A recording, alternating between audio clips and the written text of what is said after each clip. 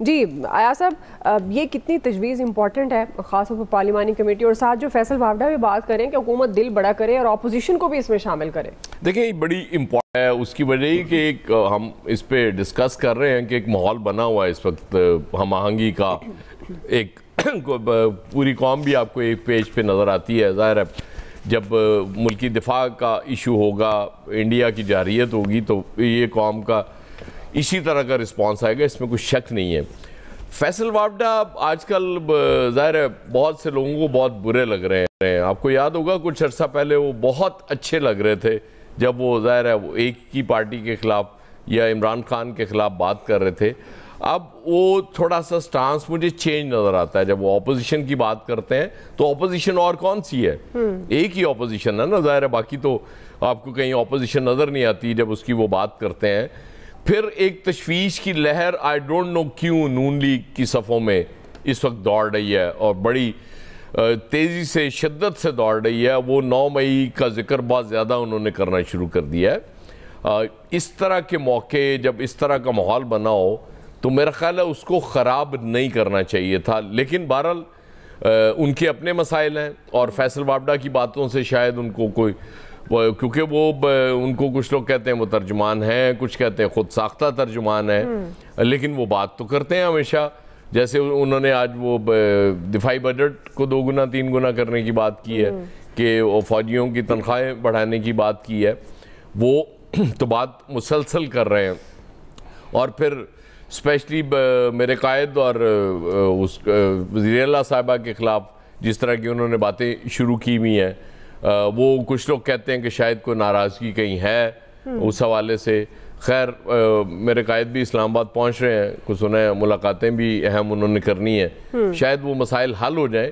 لیکن عجیب سا خوف مجھے نون لیگ کی صفوں میں اس وقت دوڑتا ہوا نظر آ رہا ہے کہ وہ بار بار اب 9 مئی کا حوالہ دینا شروع ہو گئے ہیں.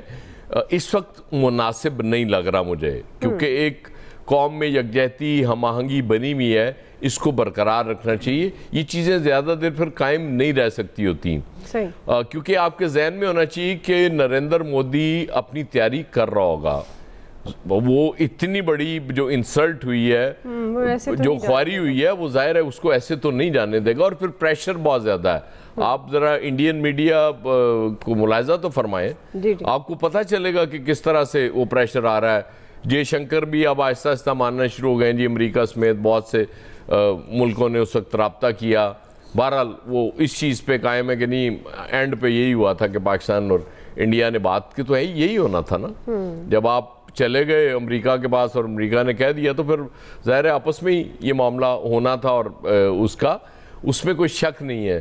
دہشت گردی بہت، یہ جو واقعہ ابھی خزدار کا جس کو کل بھی ہم نے ڈسکس کیا، یہ بڑا خوفناک واقعہ ہے. اس حوالے سے تیاری اور نیشنل ایکشن پلان کی جو بات ہوتی ہے، اب اس پہ کمپلیٹ اس پہ عمل درآمد کرنا پڑے گا. اس کے بغیر چیزیں آگے نہیں بڑھیں گی. میں آپ کو بتا دوں، آپریشن بالکل کیا جائے، اس میں کوئی کمی نہیں ہونی چاہیے، پوری شدت کے ساتھ پوری طاقت کے ساتھ کیا جائے. لیکن جو لوگ ریاست سے بات کرنا چاہتے ہیں ان کو اس طرف نہیں دھکیلنا چاہیے. ان کو موقع دینا چاہیے. اگر کوئی بات کرنا چاہتا تو ریاست بالکل ان سے بات کرے، کیونکہ ظاہر ہے وہ وہاں کچھ لوگ بہک بھی جاتے ہیں نا. اور بے شمار ہم نے مثالیں دیکھی بھی ہیں کہ جنہوں نے ہتھیار بھی ڈالے اور اس کے بعد انہوں نے ریاست کو تسلیم کیا اور شرمندگی کا اظہار بھی کیا کہ ہم سے ہوا ہے. تو میرا خیال یہ دونوں کام ساتھ ہونے چاہیے. باقی ہم تو مشورہ ہی دے سکتے ہیں، فیصلہ ریاست نے کرنا اور وہ ہم سے بہت بہتر کر سکتے ہیں. جی بالکل. فیصل صاحب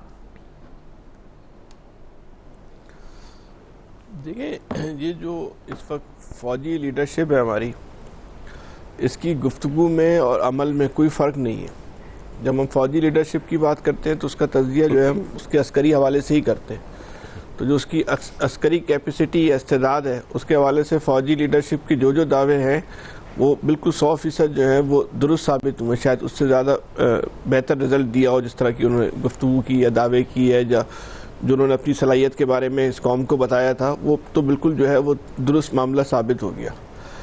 آپ کی جو ہے وہ عسکری برتری ہو گئی. اب یہ جب سے عسکری برتری ہوئی ہے ہماری بھارت کے اوپر اور ہم جو ہے ایک دنیا کے اندر ایک بڑی فوجی قوت کے طور پہ سامنے آئے ہیں, تو اس ملک کے اندر بھی مستقل اب یہ بات کہی جا رہی ہے کہ اس ملک کے مسائل کو بھی جو ہے وہ حل کر لینا چاہیے, کیونکہ اگر یہ مسائل ہمارے حل ہو جاتے ہیں, ہم بہت اچھی ایک عسکری قوت بن گئے, لیکن اس کے ساتھ یہ چیز بھی ناگزیر ہے کہ اس ملک سے غربت ختم ہو. اس ملک میں جو عام آدمی جو مسائل کا سامنا کر رہا ہے اس کے وہ مسائل جو ہیں وہ ختم ہوں. عام لوگ, مڈل کلاس یا غریب لوگ جو ہیں وہ بھی اپنی زندگیوں میں خوشی دیکھیں. اچھا, وہ خوشی کیا ہوتی ہے؟ وہ خوشی یہ ہوتی ہے کہ آپ کی جو بنیادی ضروریات ہیں وہ پوری ہونا شروع ہو جائیں. کیا اس وقت اس ملک میں ایک اتنی بڑی ایک آبادی رہتی ہے, کیا وہ اپنی آمدنی سے اپنی بنیادی ضروریات پوری کر پا رہی ہے؟ ہم لگژری لائف کی بات نہیں کر رہے, ہم بنیادی ضروریات کی بات کر رہے ہیں. تو اس میں ہمیں جواب جو ہے نفی میں ملتا ہے, نہیں کر پا رہے لوگ اپنی بنیادی ضروریات. جب آپ بنیادی ضروریات پوری لوگوں کی نہیں ہو رہی تو اس کا مطلب یہ ہے کہ ان کے پاس ذہنی سکون نہیں ہے. جب ذہنی سکون نہیں ہے تو اس کے اضطرابی حالات جو ہیں ان کی زندگیوں پہ پڑ رہے ہیں. تو یہ ریاست کی, یہ حکومت کی, یہ طاقتور لوگوں کی ذمہ داری ہے کہ وہ لوگوں کے بنیادی ضروریات کو حل کرے. اچھا, وہ حل کیسے ہوں گے؟ اس کو حل کرنے کے لیے جو ہے وہ اس ملک کے اندر جو ہے وہ ایک سیاسی استحکام ضروری ہے. اس ملک کے اندر جو ہے وہ سیاسی استحکام جو ہے وہ کسی فرد واحد کی یا چند افراد کو خوش کرنے سے یا چند افراد کو, ایسے افراد جو ایک متنازع الیکشن کے ذریعے آئے ہوں, ان کو اقتدار دینے سے وہ سیاسی استحکام نہیں آ سکتا. یہ ہمارا 1 سال کا سبق ہے جو 1 سال کے اندر ہم نے اس ملک کے اندر دیکھ لیا کہ آپ نے ان لوگوں کے اوپر محنت کی جو عوام کو جو ہے حکومت کے ساتھ نہیں جوڑ سکے. اب یہ ضروری ہو گیا ہے کہ اگر ہم اس ملک کے اندر ایک معاشی استحکام چاہنا چاہتے ہیں, ایک معاشی انقلاب لانا چاہتے ہیں, ایک عام انسان کی اضطرابی کیفیت کو دور کرنا چاہتے ہیں, تو اس ملک کے اندر سیاسی استحکام لایا جائے. اور چاہے وہ امن و امان کا معاملہ ہو یا معاشی مسائل کا معاملہ ہو, وہ سیاسی استحکام کے بغیر آپ نتائج حاصل نہیں کر سکتے. صحیح. تو اس کے لیے پھر آپ کو تمام لوگوں سے بات کرنی پڑے گی. ان تمام لوگوں میں اس وقت سب سے بڑا جو آپ کی پولیٹیکل اسٹیک ہولڈر ہے وہ تحریک انصاف ہے. اب آپ کو تحریک انصاف سے بات کرنی پڑے گی, بات کر کے ان کو جو ہے ایک ٹیبل پہ بٹھانا پڑے گا. اب کسی کے ماضی کو کھنگالنے سے فائدہ نہیں ہے. اور اس وقت ہمارا اور اس قوم کا, اس ریاست کا, اس ملک کا یہ مطمع نظر بھی نہیں ہونا چاہیے کہ ہم بیٹھ کے جو ہے کسی کے ماضی کو کھنگالیں کہ ماضی میں کس آدمی نے کیا کیا. ہمیں اگر اپنے مستقبل کو بہتر کرنا ہے تو ہمیں اپنے حال کو بہتر کرنا پڑے گا, اور حال جب تک بہتر نہیں ہوگا جب تک ہم ماضی سے نہیں نکلیں گے. تو بہرحال بیٹھے ہیں, اس وقت یہ تحریک انصاف کی طرف سے بھی آج یہ بیان آیا ہے کہ وہ بات کرنے کو تیار ہے, ان کی لیڈرشپ. تو یہ ایک اپرچونٹی ہے, ریاست کو اس اپرچونٹی کا جو ہے نا وہ فائدہ اٹھانا چاہیے. صحیح. اور اگر یہ ملک معاشی طور پہ بھی مستحکم ہو جاتا ہے کہ عسکری طور پہ تم ثابت ہو چکا ہے کہ اس وقت ہم جو ہے دنیا کی ایک بہت جو ہے وہ جو ہے ایک ایسی عسکری قوت ہے جس کو جو ہے وہ طاقت کے زور پہ جو ہے وہ بڑی سے بڑی سپر پاور بھی جو ہے نا ختم نہیں کر سکتی, ہم ان پہ حاوی ہو جاتے ہیں. اور اگر اس کے ساتھ اس کا تڑکا بھی لگ جاتا ہے ایک سیاسی بے یقینی کے خاتمے کا, معاشی استحکام کا, تو یہ تو پاکستان کی 24 کروڑ لوگوں کی واہ واہ ہو جائے گی نا. ہماری زندگیوں میں خوشیاں آ جائیں گی جو ہم اور آپ تو تصور کر کے بیٹھے ہوئے کہ شاید جو ہے ہمیں خوشحال پاکستان نہ دیکھ سکیں. تو یہ ہمارا جو گمان ہے وہ غلط ثابت ہو جائے گا. صحیح. اس کا راستہ یہی ہے کہ آپ بیٹھ کے بات کر لیں. جی الیاس صاحب, سیاسی استحکام کا راستہ تو یہی ہے, بیٹھ کر بات کرنی چاہیے.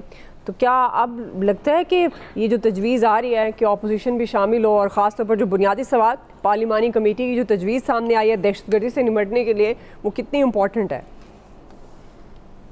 دیکھیے جی, اس وقت یہ جو پارلیمانی پارٹی جو تجویز دی گئی ہے کہ بیٹھ کے بات چیت کرنی چاہیے, یہ بڑی اہم بات ہے, کیونکہ اس وقت پوری قوم ایک پیج پر ہے, پوری قوم ایک ساتھ ہے, پاک فوج کے ساتھ ہے. جس طرح جنگ میں جس طرح ساتھ دیا, سیاسی جماعتیں اپنا سیاسی پلیٹ فارم بھول کے ایک پلیٹ فارم پر سب جمع تھے. تو اس اسپرٹ کو رکھنا چاہیے جاری, اور اس پر ہی کام رہنا چاہیے. اور ساری سیاسی جماعتوں کو بالکل صحیح, اس وقت بالکل فیصلہ صحیح ہے, اس تجویز پر عمل درآمد کرنا چاہیے, بلکہ سب پارٹیوں کو بیٹھنا چاہیے. اور یہ بھول جانا چاہیے کہ جی وہ نہیں بلایا ان کے قائد کو, یا کسی کو نہیں بلایا. اس وقت ملک کا سوچنا چاہیے, سب کو بیٹھ کے بات چیت کرنا چاہیے, اور جو بھی, اور ادھر گورنمنٹ کو بھی چاہیے کہ ان کو نہ کہ جی اپوزیشن کے یہ اس کو نہیں بلانا، اس کو سب بیٹھیں اور بیٹھ کے مل کے متفقہ طور پر، جب تک یہ متفقہ طور پر ایک آواز نہیں ہوگی اس وقت تک آپریشن سٹارٹ نہیں کیا جا سکتا. اور آپریشن کے لیے اس وقت یہ نہیں ہے کہ تیاریاں ساری مکمل ہیں، سب چیزوں کا پتہ ہے کہ پراکسی وار کہاں سے کس طرح کروائی جا رہی ہے. ایک تو چائنا کے ساتھ بات چیت ہو گئی، اس میں بڑا ایک پازیٹیو رسپانس ملا ہے، تو اب آسان